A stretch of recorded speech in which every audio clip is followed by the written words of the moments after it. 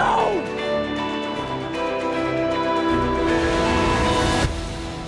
Coming up next night, one of our EndZone preview shows is 2A too strong? Well, it's too open for anyone to make, but we're going to make our picks in 2A. And in 1A, there's two teams to watch, Smithville and Nanawaya. Who's going to hang with the Warriors and the Seminoles this year? And who's to watch? Well, we talk about the big-time teams in 1A and 2A. We'll also preview the sleepers. That's all coming up. The WCBI EndZone Preview Show is brought to you by OCH Regional Medical Center, Carl Hogan Toyota, East Mississippi Community College, and Max South. It is night number one of our EndZone preview shows. Welcome back. High school football is here. We don't have to wait anymore. It's going to be starting Friday, but we're getting you started right here, right now, with our first of three EndZone preview shows. Robby Donoho, Braden Bishop, Adam Gore, the Miss 98 Scoreboard Show.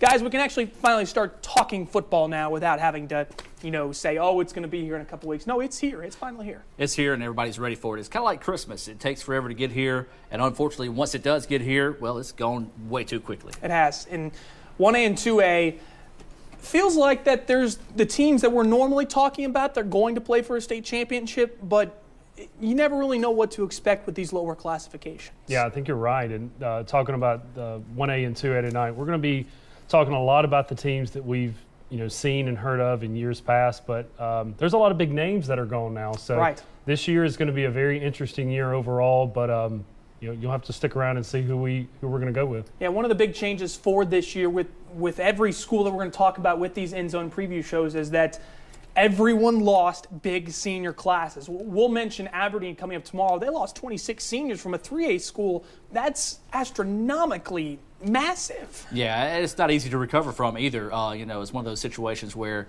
you lose a lot. Being in the JUCO ranks, you lose a lot often. But in the high school, you got freshmen who have to mature in a hurry over the summer. So we will get into classes 1A and 2A, all of that. But first, we're starting with 2A when we come back on night number one of our EndZone preview shows. It continues to get better from here, kids, so don't go anywhere. The Powers in 2A. East Webster played for the state championship last year, but don't sleep on Calhoun City, Baldwin, or Eupora. They all bring back great teams. But who are those teams that are going to challenge the top teams? Winona, Bruce, Okolona, Mantachi, they're all in the mix. And there could be some teams that may want to challenge Bassfield. You may have heard of them. They win the state championship every year. Is this the year the Jackets finally fall? We'll tell you when we come back. Back here on our EndZone preview shows, we are diving into Class 2A to get things started. And it's sort of been either anyone coming out of Region 4 2A this every single year. It's either Eupora, it's either Calhoun City. Last year, East Webster joined the fray. Is that trend going to be continuing this year, though? I think it is, but I don't think it's going to have as much parity as it had in the past. There's going to be some teams that, we said, last 2 years, I picked the team not to make the playoffs, ends up almost winning the playoffs. Right. So, I think it's a little bit more top-heavy this year than it is for normal, but I do still think the same teams are going to be in the same mix.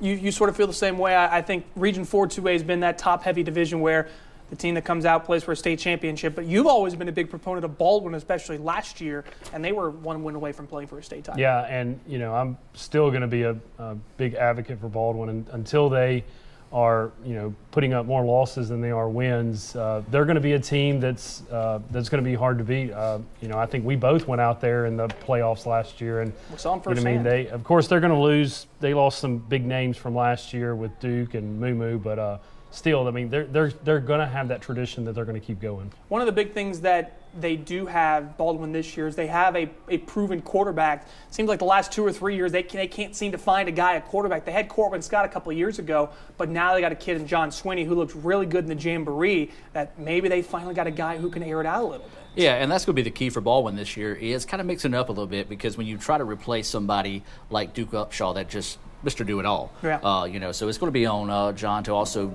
run the ball himself to be able to get the offense going. But he's got some good targets to throw the ball around. Got some great targets. One of those, Felix Hayes, who plays basketball. He could go play football if he wanted to. He's that athletic. So Baldwin, it seems, can anyone challenge them in that division? It seems like every year it's Baldwin, and that's it. It's going to have to be Walnut because you've got Montario Hunt, who's coming off a broken ankle, I believe, last year. Yeah. I believe he's committed to go to Mississippi State. To Mississippi State, yep. So the kid can play. So if Walnut can stay healthy this season, they could possibly give Baldwin a run for their money. How about a team like Manatee, a team that finished second in the division last year? Seems like every other year the Tatch gives Baldwin a run for their money. Played them really tough last year in that de facto division championship game at the end of the season. So where does Manatee stack up? Well, they're very difficult to play at home.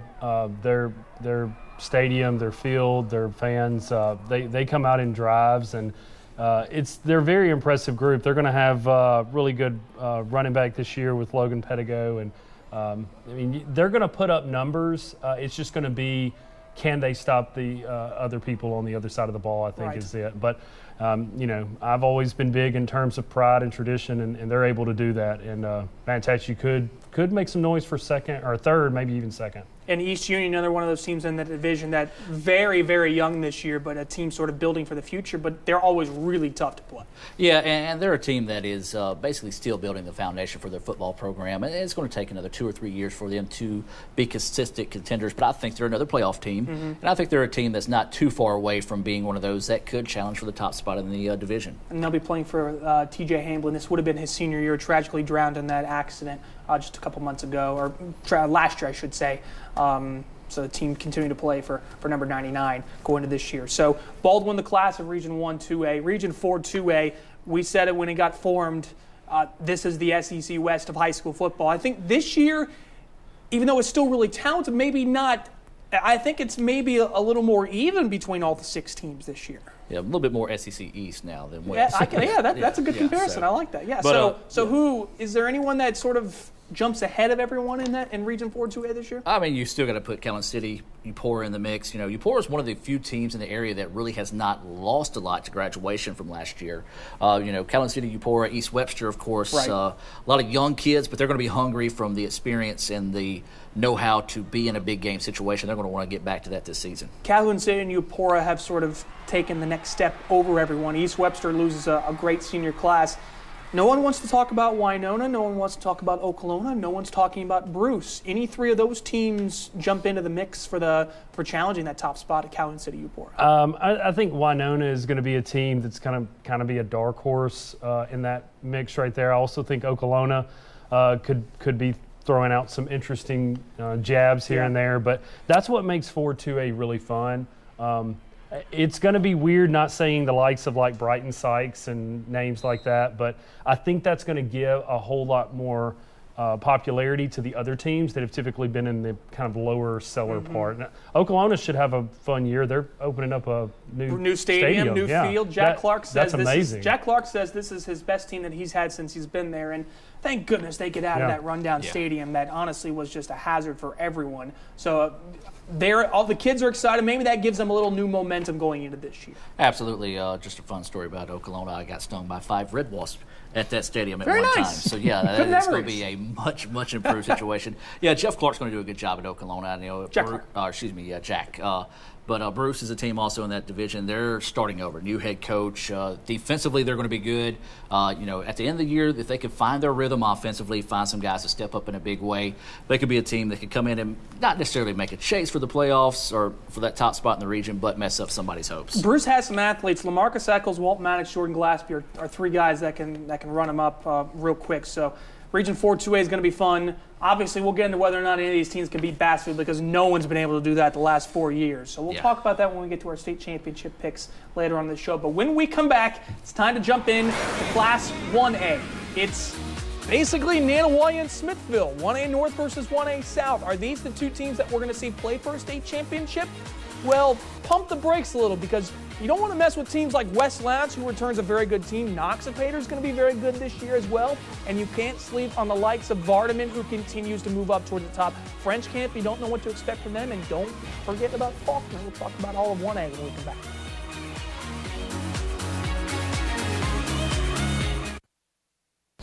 Back here on our EndZone preview shows, always making things interesting here on the set. When you write your notes down there from last year, it just makes things even more fun. Hey, but we're into Class 1A now. Let's work our way up and then work down to the bottom. So we're starting in 1A North. Smithville was the class of 1A North last year. They ran into a team like Hollandale Simmons that honestly was good enough to beat a couple 2A teams last year. Smithville, a team that basically loses most of their line and their quarterback, but everyone else is coming back, so can they make it back again? Yeah, the key for Smithville is going to be establishing confidence early for a new quarterback. And they can do that. They've got two good running backs coming back. Yeah, Wesley Greer, D. Moore, Yeah, and anytime you've got a kid with the last name Greer at Smithville, he's He's automatic. he's He's going to be good. He's going to be good. There's so many of them. But yeah, that's going to be the key for Smithville this year is just getting the offensive line some confidence, the quarterback some confidence. Once you do that, they're going to be this dangerous team that can really, I think, hold on to this division. We got a chance to look at them just a little bit at the Jamboree when they played Mantachi. Struggled a little bit, so that Smithville may be a team that maybe takes a little while to get there, possibly. How about a team like West Lowndes, a team that jumped into 1A North last year, finished second in the division, gave Simmons a run for their money early. They return a bunch of athletes. Where does West Lowndes stack up to Smithville? I think that West Lowndes is just going to be one of those teams that you just have to look out for. And like Robby said, they're going to be athletes that I think people are looking ahead from week to week. And sometimes doing that, there's going to be teams that are going to slip up and actually win games that they may not supposed to win games. And West Lowndes could very well be a team that cranks up at least 2 or 3 more wins this year than they did last year. I would compare West Lowndes to an Okolona. You don't really know what to expect from them year in and year out, but you know they got athletes and you know they got players, and that's what's the scariest thing about them. With head coach Anthony King, he's got plenty of good players, especially Quinshon Lucius, who could be a potential SEC kind of guy. Other teams in this division, I think Vardaman put up 4 wins last year. Larry Gannett saying this is probably the best team he's had since he's been there. A Faulkner or a Thrasher, is there anyone else out of this division or Coffeyville that jumps up into the mix? Well, I think Coffeyville right now, they kind of had a late, change in coaching staff. Yep. Mm-hmm. So, that's going to be a tough situation for Vardaman to go into, for Coffeyville to go into. Vardaman, though, I really like them because they're established. They've got a coach in there that's been there a couple of years now. Right. Established what the goals, the ideas of the program are. So that's going to really help Vardaman this year, plus returning a lot of those kids that have the experience that they haven't had in years before that. How about a team like Hamilton that really struggled last year? We talked to Josh Beatty during the high school football tour saying that they didn't have maybe the senior leadership that they were hoping last year. Where do they stack up this year? Where do they set in the pecking order for 1A? I think that they could very well be towards the top tier, and looking at that over the next few weeks. And you mentioned this, Robby, with jamborees. Don't decide on these teams in the jamborees where there's not really a lot of organization going on compared to most of the games. This week and next week, you're definitely going to see some things change. And Hamilton may be one of those teams that's going to step up and do some stuff. So be on the lookout for them. 1A has a lot of unknowns, and I think we know how good Smithville's going to be. We know how good West Lowndes is going to be. You don't really know what to expect from everyone else. So obviously a division that we'll keep our eye on. Region 3 1A, we know what to expect from Nanawaya. They got 2 of the best athletes in Class 1A in Tamaya's class and Chris Smith. Their biggest question mark is the health of their quarterback, Ben Cumberland. How big of a factor does that play into this season? That's going to be for everybody. We saw a lot of teams last year that got bit by the injury bug, and that really... Thrasher was one of them, by the way, yeah. Speaking of Thrasher, they've got a kid that started in 7th grade, finally a senior this year, so experience. Oh, my. But, if they can stay healthy right now, it's unlimited for what Nanawaya can do this season. They've got tons of great athletes. Tradition, pride, and they got a little chip on their shoulder. They want to come out and prove everybody, hey, we're the top dogs in this division. Don't overlook us. So how about like a Noxapater or a French Camp? Where do they get into the mix? French Camp seems like they get a brand new team every single year. Noxapater, we know they got a Kiki Daniels and James Hunter Stallcup, but between French Camp and Noxapater, who's the one that you like to maybe challenge Nanawaya in the division? I always go back and look at previous years, and I'm going to go with French Camp on that. If you go back and look over the last, 10, 15 years, French Camp's name comes up a good bit when it comes big-time North Half and State. I'm just like you, Robby. French Camp seems to just be reloading and trucking them out from year to year. And, I think that – but don't count out Noxapater. We're in here in November, and they're usually one of the top 4, They're always top in that 8. mix, yeah. Yep. Well, the thing that makes Noxapater so dangerous is they're balanced. You look at a 1,000-yard rusher, they can throw it around. So anytime you can be balanced on offense and really cause some problems for defenses. The 1A state championship game last year was between 2 undefeated teams in Hollandale Simmons and Resurrection Catholic. Do we see any of our area teams, those two teams weren't area teams, do we see any of our area teams jump into that mix this year that play for a state championship? I know we'll get to that here in just a moment, but do you like any of those teams that we spoke of that maybe play for a state title in Starkville? I mean, the crazy thing is, and the fun part about football is you just never know. As we Especially talked in 1A with injuries. Yeah, 1A, you're already playing both ways, so obviously you're going to have more opportunities to get injured. It's an unfortunate part about playing, in that level. But, right now I really feel like Simmons is going to be the team to beat in this area. But we've got some teams in Anahuaya and Smithville that can really challenge them. We'll get to our state championship picks here in a moment. Hold on. I know you want to say something. Don't worry. Don't worry. We're going to get to Braden. We're going to do our state championship picks, division championship picks. Maybe we'll toss in a couple sleepers here and there. So don't go anywhere. We'll talk 1A and 2A state title picks when we come back. We're back here. So we're making our state championship and division champion picks in classes 1A and 2A. Let's start with the classification that we just got through in 1A. Region 1, 1A, Smithville, West Lowndes seems to be those two teams to beat. Who wins Region 1, 1A? Go ahead. Smithville. Smithville? Yeah, I think so. I'm going to have to go with Smithville as well. I think the Seminoles are primed. Once they said they're going to take some bumps early, but I think once they get that going in Smithville, good things are going to happen. And once they figure out the line situation, the quarterback situation, they've got plenty of athletes at Smithville. They'll be just fine. They also bring back two of their top tacklers from last season as well. So Smithville wins the Region 1, 1A. Region 3, 1A, is it Anahuaya, or does Knox Baden or French Camp jump in there? I'm going to go with Anahuaya. I think they're really a team that out of the area that's primed to have a big year this season and a possible run at Starkville. Yeah, Anahuaya, again, look out for the 2 and 3 teams. They could make some damage. And that's another thing we have to mention, who they're matched up with in the first and second round. That's a big deal, huge. Yeah. There are going to be some teams who play teams that have not won 3 games. And that doesn't necessarily mean that one team is not better than the other, but it sure puts a huge stake on the percentages of one team other winning. Right. So 1A South maybe has some more competition for Anahuaya, like a Resurrection Catholic and a Lumberton. But 1A North, it's Simmons, and that's it. Does Smithville get through Hollandale Simmons this year? Ooh, that's tough. Big question, yeah. I'm going to go with yes, for the simple fact I live 14 miles from Smithville. But no, I do think Smithville is a team that they do have the athletes that can make a run, and if they get hot at the right time of year, you never want to count out Smithville because they're resilient. We've seen not only does the football team, but the community refuses to lose. Right. And and I think a lot of that is instilled in these kids through everything they've been through, both on and off the fields over the years. Smithville or Simmons?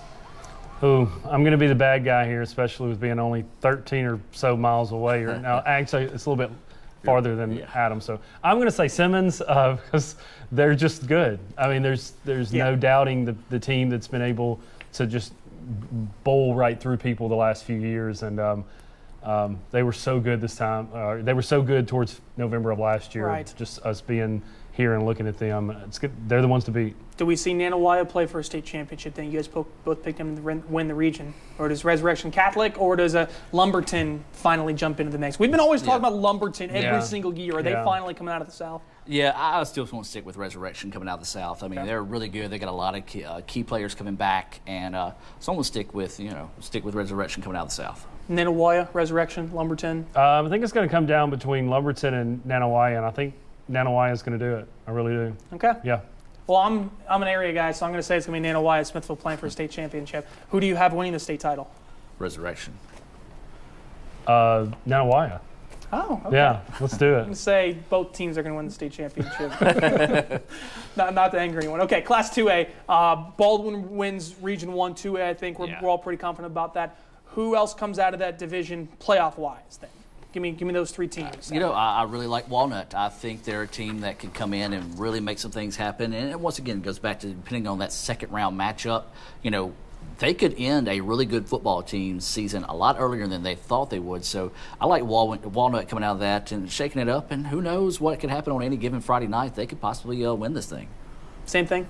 Yeah, I mean, don't forget about Mantachi. We have to mention them, especially with the matchups. And doing that, it's probably going to be Baldwin up top. Baldwin has some interesting games to start the year. I think they're going to play Moorville. They play the first game of the year. So they play Saltillo too. And that's the thing, y'all, that we have to mention. Your out of district play has a lot to do with how you're going to be in 5 or 6 weeks from now. Right. And Baldwin's always done that. Baldwin's done that. Smithville's done that.